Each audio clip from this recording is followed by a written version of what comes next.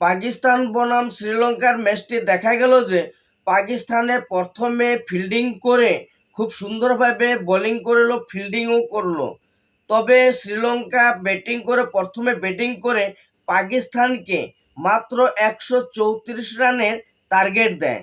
আর সেই টার্গেটটাকে পাকিস্তানে খুব সুন্দরভাবে চেস করে 18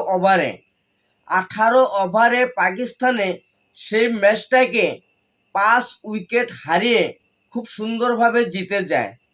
তবে এখানে পাকিস্তানে 18 ওভারে 5 উইকেট হারিয়ে 5 উইকেটে ম্যাচটি জিতে যায় এবং শ্রীলঙ্কাকে 5 উইকেটে ম্যাচটি খুব সুন্দরভাবে হারিয়ে দেয়।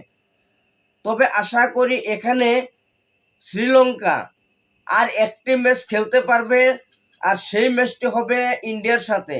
কিন্তু এই ম্যাচটি যদি শ্রীলঙ্কা ইন্ডিয়াকে হারিয়ে যদি অবশ্য জিতেও যায়, তবে কিন্তু শ্রীলঙ্কা ফাইনালে যাওয়ার কোনো ধরনের সম্ভাবনা নেই। এবং পাকিস্তানে আর একটি ম্যাচ খেলার বাকি আছে, সেই ম্যাচটি হবে বাংলাদেশের সাথে।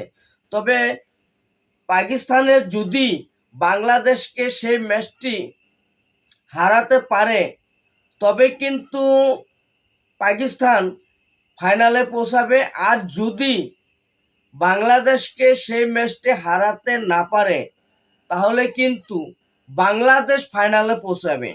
তবে আশা করি এখানে ইন্ডিয়া নেক্সট ম্যাচ হবে বাংলাদেশের সাথে।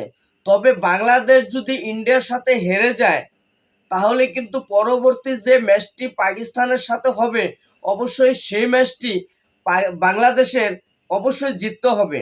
আর যদি জিততে না পারে, তাহলে কিন্তু পাকিস্তান অবশ্যই কিন্তু ফাইনালে পৌঁছানোর সম্ভাবনা রয়েছে।